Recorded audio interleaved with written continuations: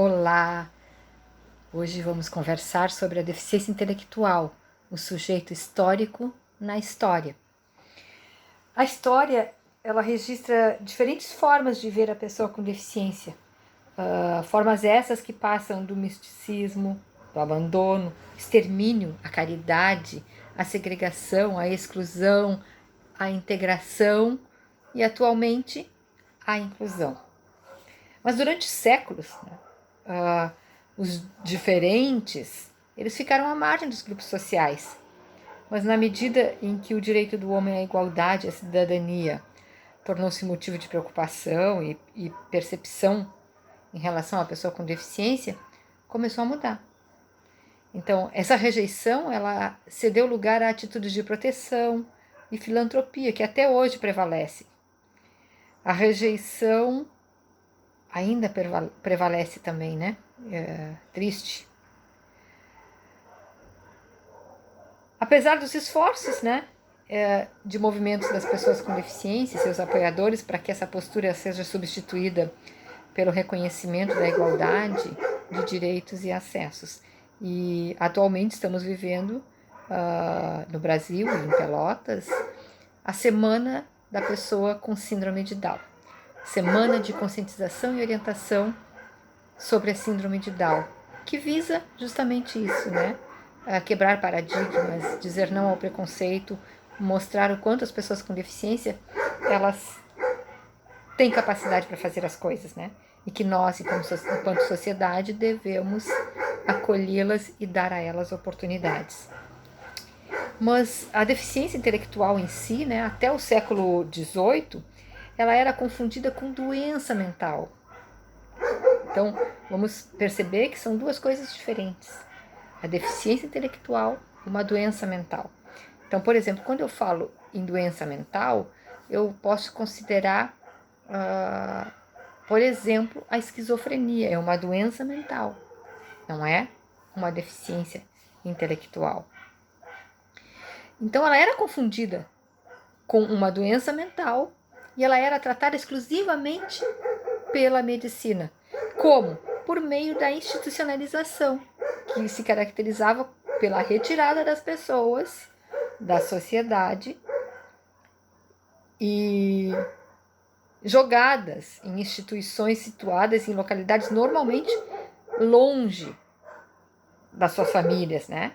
Permanecendo assim isoladas da sociedade. Com a alegação de que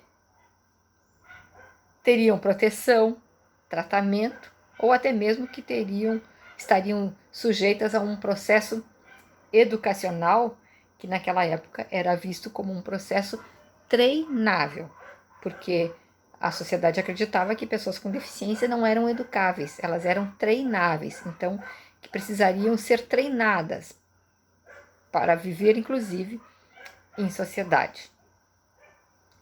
Então, a partir do século XIX, é que essas potencialidades da pessoa com deficiência passaram a ser levadas em conta. Então, estudiosos da área da psicologia, da pedagogia, envolveram-se com essa questão e realizaram as primeiras intervenções educacionais, principalmente nos países da Europa. E aí nós temos o exemplo do Itard, né, que trabalhou com o menino Vitor e conseguiu, né, o Vitor de Aveillon, que conseguiu progressos na aprendizagem do Vitor, né? Então, se nós pegarmos a questão histórica, né, desde a Idade Média, nós temos poucos registros, né? Mas a maior parte das informações que nós temos, elas provêm de passagens encontradas na literatura grega romana, na Bíblia, no Talmud e também no Alcorão. Então, até 470 depois de Cristo, 472, 6, as sociedades ocidentais elas se fundamentavam economicamente em atividades de agricultura, pecuária, artesanato, as quais elas eram executadas pelo povo que não possuía qualquer poder político, econômico e nem social, né? a sociedade contava apenas com 2 grupos sociais, lembram? A nobreza e os servos. E é nesse contexto que se desenvolveu a prática de uma organização sociopolítica fundamentada no poder absoluto de uma minoria, associada à absoluta exclusão da maioria. Né? E aí, nesse cenário, a pessoa com deficiência, como qualquer pessoa do povo, também parecia não ter importância alguma enquanto ser humano. Sendo que as crianças deficientes elas eram deixadas ao relento para que morressem, já que sua exterminação não demonstrava ser um problema ético-moral. As que não eram largadas ao relento, muitas vezes eram encaminhadas para colônias, tipo assim, pensem lá na época de Jesus, que nós tínhamos, né, aquela área específica dos leprosos, então havia um lugar específico em que as pessoas e as crianças com deficiência eram jogadas, ficavam à mercê da caridade de outras pessoas ou morriam realmente ao relento, né? Essas questões históricas, elas são bastante pesadas, doídas, né? Quando se pensa em todas as injustiças que aconteceram neste tempo, né? Já então, na Idade Média, de 476 a 1453, com o fortalecimento do cristianismo, a situação se modificou um pouquinho, né? Já que passaram a ser igualmente todos considerados que filhos de Deus, né? E sendo filho de Deus, teriam uma alma. Então, essa abordagem ao diferente, ela variava conforme o grupo, sendo que alguns eram objetos de caridade, como eu já falei, e outros eram punidos por serem considerados resultantes de uma possessão demoníaca, né? E outros ainda eram mortos. Então, a ter uma pessoa com deficiência era, nossa, ela tem parte com o demônio, temos que exterminá-la. A pessoa com deficiência, então, era vista como insignificante nesse contexto, tanto no contexto social, político e econômico, né? Não se tem evidência de esforços específicos para se providenciar abrigo, proteção, tratamento ou capacitação dessas pessoas. O sistema de produção medieval continuou o mesmo da antiguidade. Né? Veio provocar uma nova classe social, constituída pelos membros do clero, que gradativamente foi assumindo cada vez mais poder, né? Social, econômico e político. E dessa nova organização da sociedade, sucederam-se, né, que lá no século XIV e XV, 2 importantes processos foram decisivos na história da humanidade. Lembram? A Inquisição e a Reforma Protestante. Então, as manifestações populares em toda a Europa, aliadas a manifestações dentro da própria igreja, começaram a questionar o abuso e o poder do clero. Então, esse processo passou a colocar em risco o poder hegemônico da igreja, que na tentativa de se proteger, inicia um dos períodos mais conturbados da história da humanidade. A caça e o extermínio daqueles aos quais passou a chamar de hereges e endemoniados. E aí esses hereges e endemoniados estariam personificados principalmente em quem? Pois é, nas pessoas com deficiência. Especialmente nas pessoas com deficiência. Na época, o termo era mental. Hoje, não é mais este o termo, nós utilizamos o termo deficiência intelectual.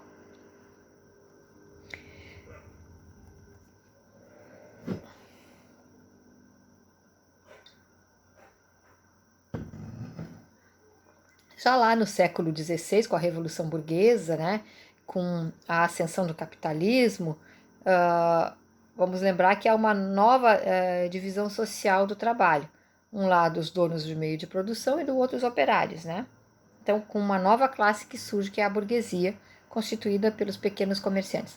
Então, nesse novo contexto, a visão do homem, que até então era abstrata, metafísica, transforma-se e torna-se mais concreta. E aí começam a surgir ideias quanto à natureza da deficiência.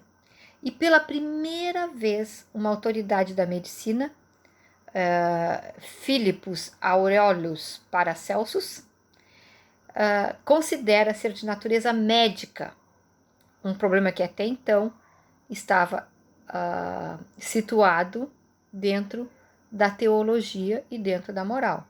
Então, com isso, a deficiência passa então a ser vista como um produto dos infortúnios naturais e como um atributo do indivíduo. A pessoa com deficiência, ela era considerada improdutiva do ponto de vista econômico, passando a ser tratada pelos métodos da medicina disponíveis na época. Também foi nessa mesma época que surgiu o primeiro hospital psiquiátrico, o hospício, como era chamado, né? Como asilos e conventos, que servia para confinar as pessoas que apresentavam comportamentos fora do padrão. E que não poderiam assim fazer parte da sociedade. No século XVII, a organização socioeconômica foi se encaminhando para o capitalismo comercial, fortalecendo então o modo de produção capitalista e consolidando a burguesia no poder. Então, esta passou a defender a concepção de que os indivíduos não eram essencialmente iguais e a necessidade de se respeitar as diferenças, utilizando disso para legitimar a desigualdade social.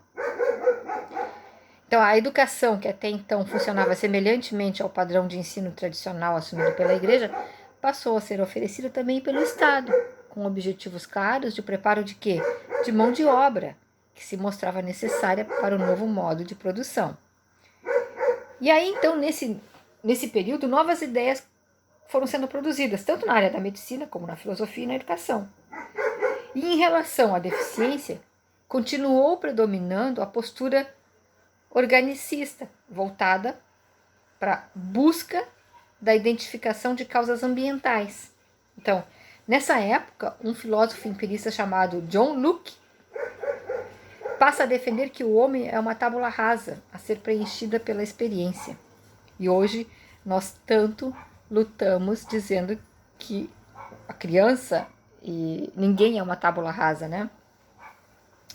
Ele propôs uma visão naturalista com maior tolerância às limitações. Então, o deficiente pode ser tratado ou educado e tem direito a isso.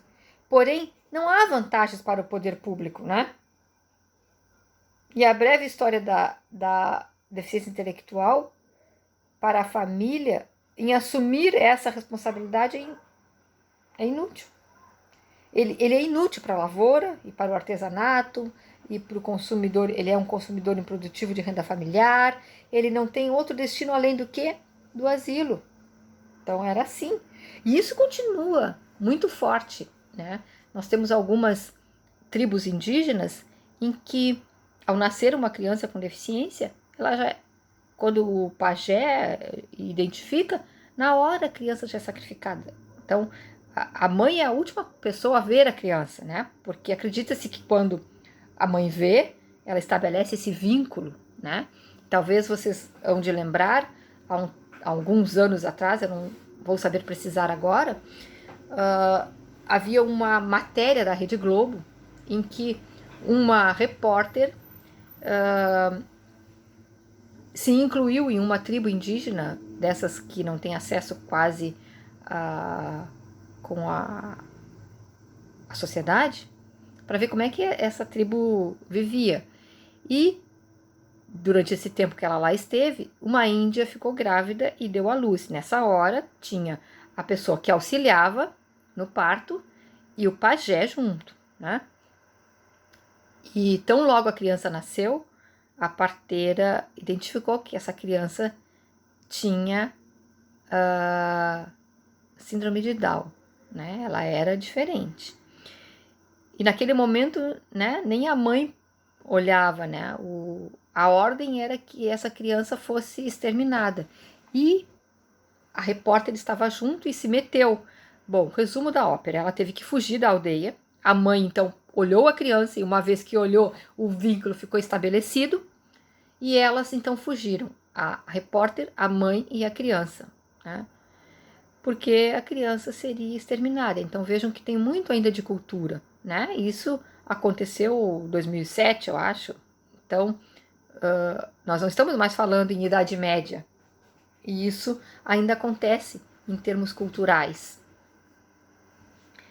Então, vencemos todas essas época da fúria da Inquisição, o leprosário, passa a representar então a solução para o problema. E foi assim que grandes hospitais tornaram-se depósito de pessoas que eram consideradas incapazes de manter o seu lugar na sociedade e por isso deveriam ser afastadas do meio social. Então, dessa forma, a partir deste período, a relação da sociedade com a pessoa com deficiência, ela passou a se diversificar, caracterizando-se por iniciativas de institucionalização, de tratamento médico e busca também de estratégias de ensino. Em relação ao tratamento médico, Esquirol é o principal representante da área nesse período. Ele escreveu sobre a influência de Pinel, numa época pré-científica da medicina, de contradições e polêmicas, sobre a hereditariedade da deficiência intelectual. Então, para ele, a idiotia, como era chamada antigamente, né, a idiotia não era uma doença, mas era um estado em que as faculdades intelectuais nunca se manifestaram ou não puderam desenvolver-se suficientemente para que os conhecimentos relativos à educação fossem adquiridos. Então, ele também defendia a impossibilidade de alterar esse estado. Então, até o século XVIII, a própria ciência confundia deficiência mental com doença, como eu falei antes, e procurava tratamentos que trouxessem uma melhora para essa condição.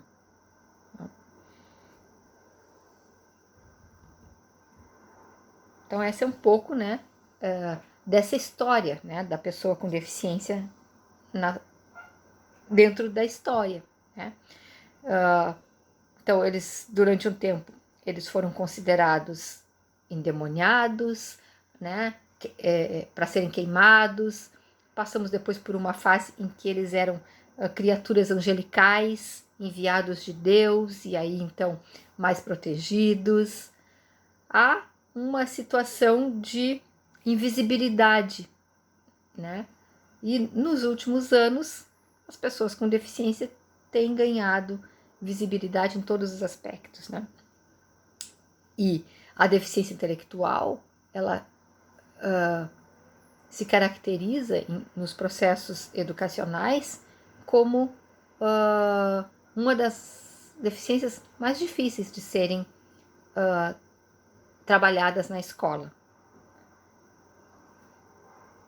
Obrigada, continuamos com outro tema no próximo vídeo.